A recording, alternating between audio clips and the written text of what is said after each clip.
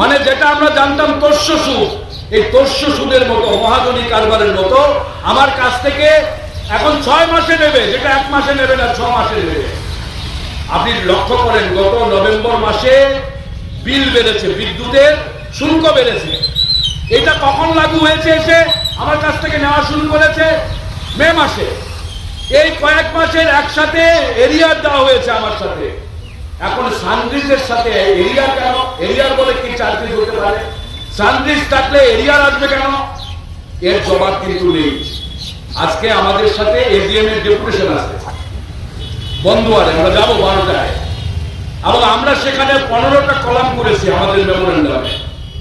আমরা সেখানে সংবিধানের 14 নম্বর আর্টিকেল, আইনের চোখে সবাই সমান, আইনের দৃষ্টিতে সবাই সমান, কারোর জন্য আপনি 19-20 করতে পারবেন না। 2 নম্বর হচ্ছে যে 2005-এর যে তথ্য জানার অধিকার আইন, এই আইনে আপনি আমার এগুলো জবাব দিন।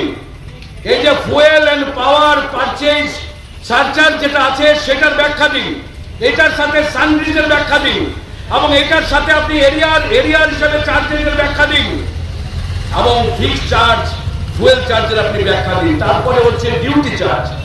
ডিউটি মানে হচ্ছে ইলেকট্রিসিটি ডিউটি, বিদ্যুৎ শুল্ক। এই শুল্কটা কেন? এটা আবার কি ট্যাক্স? আপনি যত আপনার ফিক্সড চার্জ এবং এনার্জি চার্জ হবে এটা যোগ করে তার 4% হচ্ছে আপনার বিদ্যুৎ শুল্ক। এটা নেবে এই রতনবাবু, তারা বিদ্যুৎ মন্ত্রী মানিকবাবু, তারা নেবে, তাদের সরকার। কত টাকা হতে পারে 4%? আপনি ভাবেন, আপনার যত টাকা বিল এসেছে তার 4%।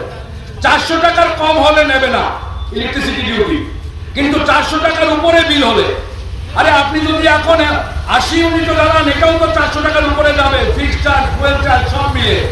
400 টাকার নিচে এখন কোনো বিল নেই। 200 টাকার বিল হয়ে গেছে 800 টাকা, 1000 টাকা, এই চার্জগুলো বাড়িয়ে দিয়ে। এখন প্রশ্ন হচ্ছে বৃষ্টি ঘোরাতে পারবেন না। আজকে আমাদের গণ অবস্থানের অর্থ এটাই যে মাসে মাসে চার্জগুলো ভাগ করে নিয়ে আপনি মানুষকে আপাতত রিলিফ দিয়ে আপনি এই যে অবৈধ চার্জেস গুলো লাগানো হয়েছে এগুলো আমার আপনার কাছ থেকে নেওয়া উচিত নয়। এটার বিরুদ্ধে আমাদের লড়তে হবে। সংবিধান আমাদেরকে বলছে বিলটা হতে হবে স্বচ্ছ, যাচাইযোগ্য এবং বৈষম্যহীন। এই প্রতিটা বিল, এখন যে বিল আসে বিল কেউ বুঝতে পারে না। ডিটেইল বিলিং নেওয়ার পরেও আপনার বোঝার উপায় নেই, এবং কেউ আপনাকে অফিসে গেলে বলবে না কোন চার্জটা কি, কেন নেওয়া হচ্ছে, কোথায় তার রেগুলেশন, কোথায় সেটা, কবে থেকে লাগু হয়েছে, তার অর্ডার কোথায়, সবগুলো লাগান আপনারা, সবগুলো বাইরে লাগান।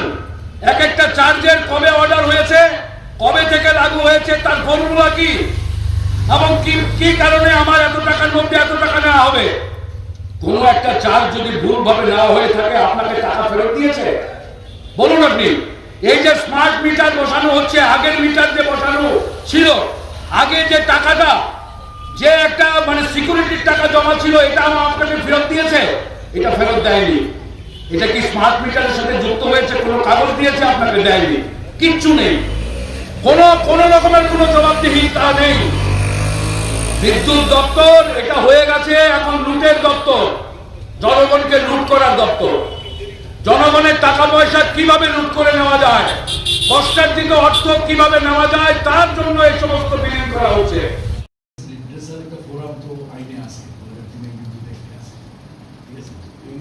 জেলাভিত্তিক শুনানি হতে পারে বা ডিফেন্সটা রাখার একটা জায়গা নির্দিষ্ট করা